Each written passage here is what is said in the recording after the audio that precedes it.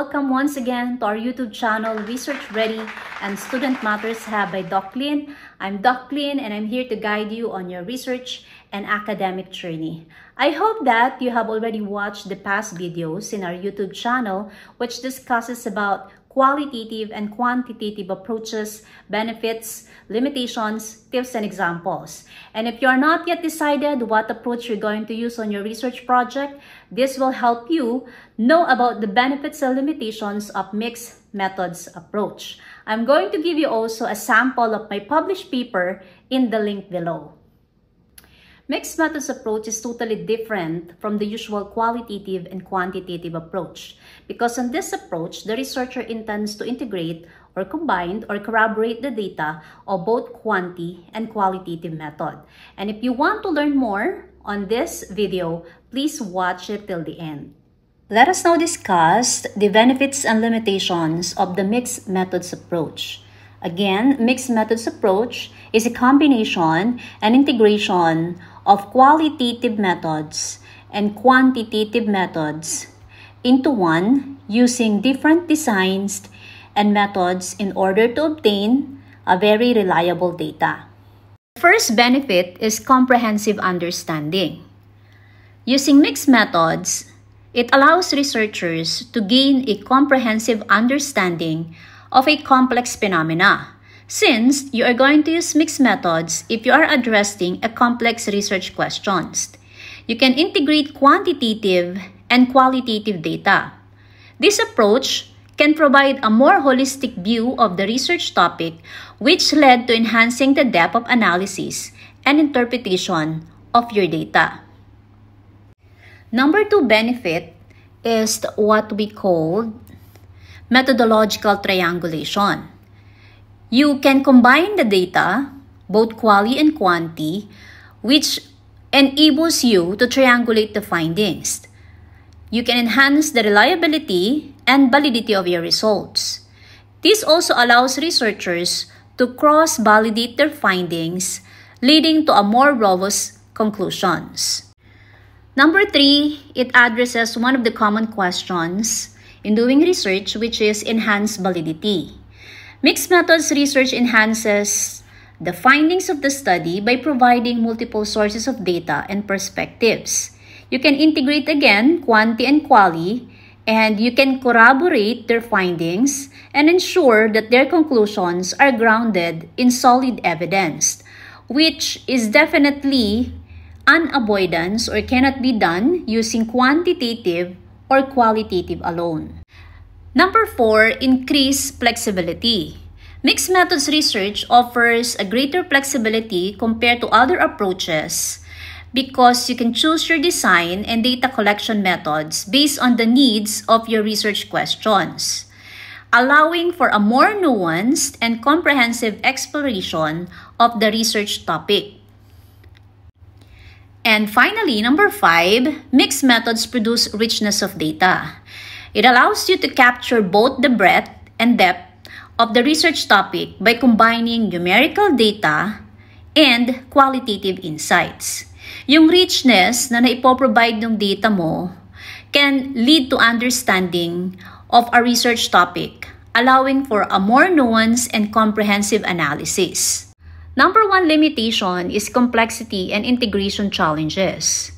Dapat yung researcher is skillful in combining diverse types of data, which often requires knowledge using quali and quantitative research. Yung complexity na to can lead to difficulties na ma-ensure mo na yung dalawang sets ng data ay magko-complement sa isa't isa. Kunyari, isang grupo ng mga researchers sa Philippines ang magsasagawa ng pag-aaral tungkol sa social media at mental health ng mga kabataan. Gumamit sila ng survey para sa quantitative at nag-focus group naman sila para sa qualitative data. After that, nahihirapan sila kung paano nila i-integrate yung resulta dahil yung survey nagpapakita ng mataas na level ng stress, samantalang naman yung focus group ay sinasabing positibo yung aspeto ng social media. Yung pagsasama ng magkaiba ng type ng data can lead to confusion dun sa kanilang pag-aaral. Second limitation is that using mixed methods research is time-consuming and resource-intensive. Pag nagkanda ka ng mixed methods research, typically nagre-require yan ng maraming oras at resources compare sa paggamit ng single method. Kasi yung pangangailangan mo na mag-collect at mag-analyze ng parehong data, which is quali and quantitative.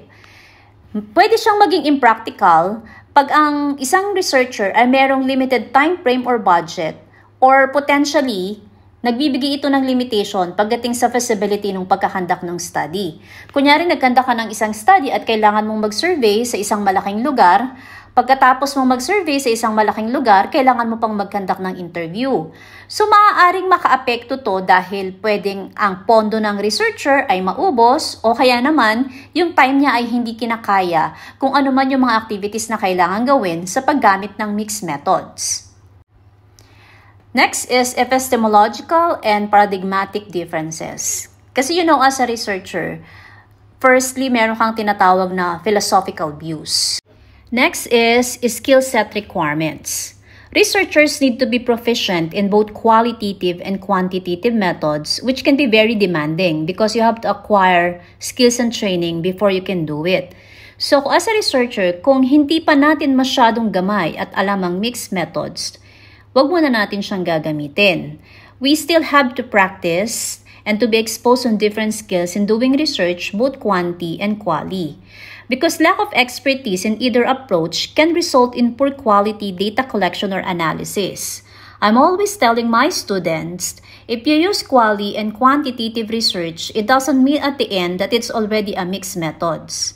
You have to ask what's the purpose of the research. Is it really to mix or combine the data, or ultimately you're going to have an independent interpretation of both data? Lastly is interpretive challenges. Interpreting the results from a mixed methods research can be complex because it involves synthesizing findings from the different types of data na po pwedeng hindi mag-align perfectly at the end. This can lead to difficulties in drawing clear and coherent conclusion, and it might also pose challenges in effectively communicating the results to diverse audiences, specifically kung hindi ganun ka-skilled ang researcher sa paggamit ng mixed methods. How are we going to address the limitations when conducting mixed methods research? First, develop a comprehensive plan and design. My tip on this, you allocate sufficient time to develop the research framework and ensure that you understand the steps for data integration. You might also attend conferences and seminars about mixed methods research. And then, you can also consult a researcher who has published already a paper in mixed methods in reputable journals. You can also consult your research advisor who is exposed in doing mixed methods research. Example, a team of researchers in the Philippines is studying the impact of remote learning on high school students during COVID-19 pandemic. Firstly, ang ginamit ng mga researchers ay quantitative data because they gathered the academic performance. And then, it follows by an online interviews para maintindihan nila yung experiences ng kanilang mga respondents on the quantitative. To integrate these data sets effectively, they develop a detailed research plan that specifies paano ba nila itatriangulate yung survey results dun sa interview team para magkaroon sila ng comprehensive analysis dun sa epekto ng remote learning. Noong nagplano sila, nai-align nila yung data collection and analysis methods which led to ensuring coherent and complementary results. Second, secure additional funding and sources. If you are an academic researcher, my tip is you apply for grants and funding specifically supporting mixed methods research. You can also collaborate with other researchers and institutions that can provide additional support. Another is use triangulation in data interpretation. My tip on this is employ various techniques for data analysis and consult the results with experts or stakeholders to ensure the validity of findings. You regularly review and validate findings using both qualitative and quantitative methods. That ends our video, and I hope that you learned something from it. And at this point in time, you are already decided on what approach you are going to use, whether it is quanti, quali, or mixed methods approach. But before we end our learning video, sagutan muna natin ang learning assessment.